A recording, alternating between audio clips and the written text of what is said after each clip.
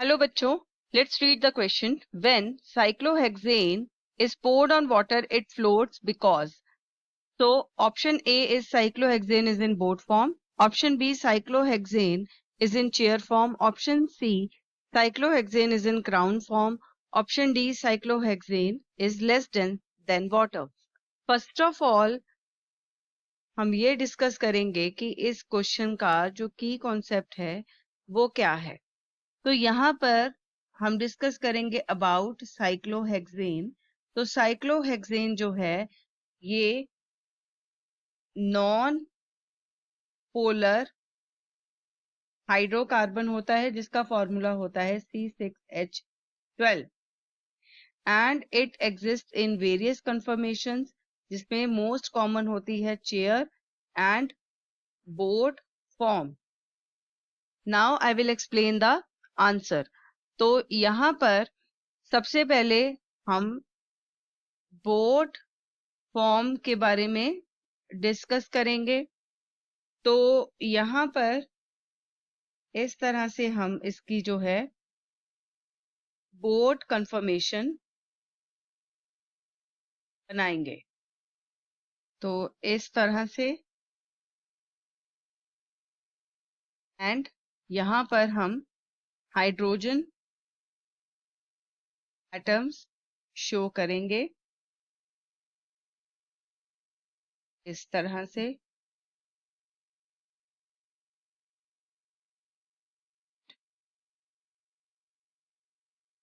Like this.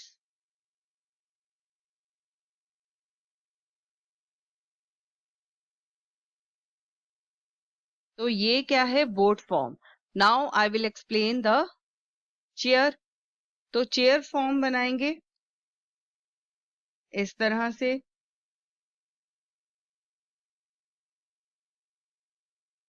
तो यहाँ पर इस तरह से बनाएंगे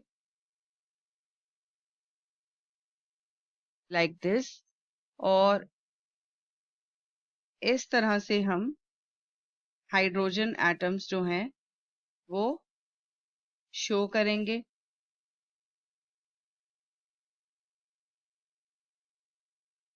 like this.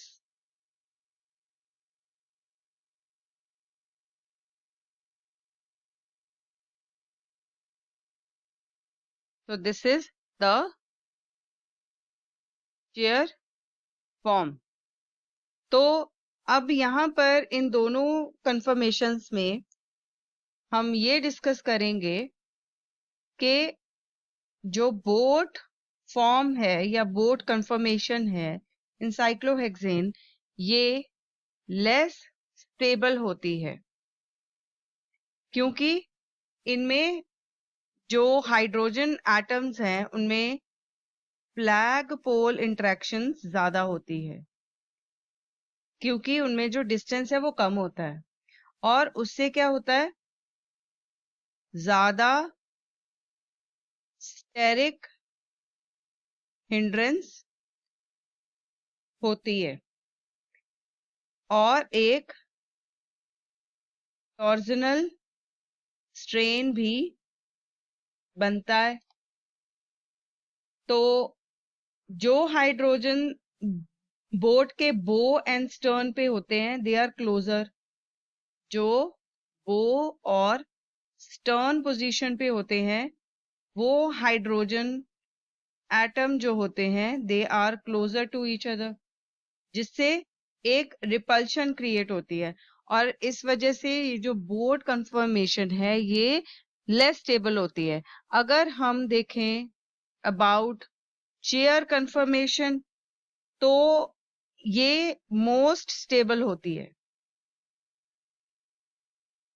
Due to lack of angle strain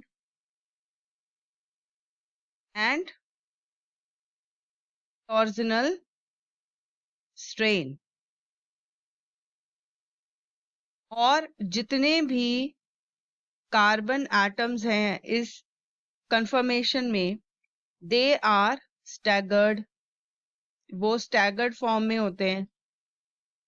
that means कि उनमें जो हाइड्रोजन एटम्स अटैच्ड हैं, they are position as far apart, तो एक दूसरे से दूर होते हैं, जिससे रिपल्शन जो है वो बहुत ज्यादा कम हो जाती है, और जिससे ये जो चेयर कन्फर्मेशन है ये क्या हो जाती है, मोस्ट स्टेबल हो जाती है।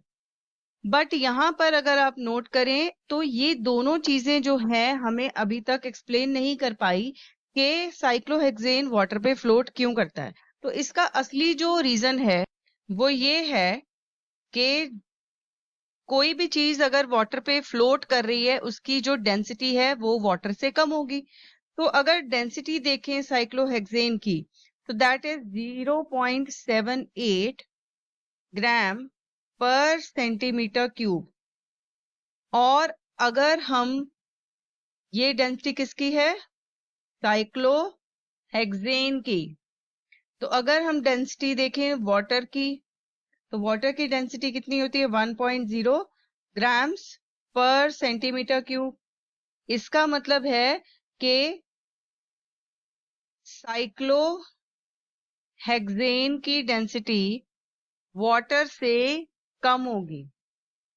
तो अगर डेंसिटी कम होगी तो ये क्या करेगा, ये फ्लोट करेगा ओवर वाटर।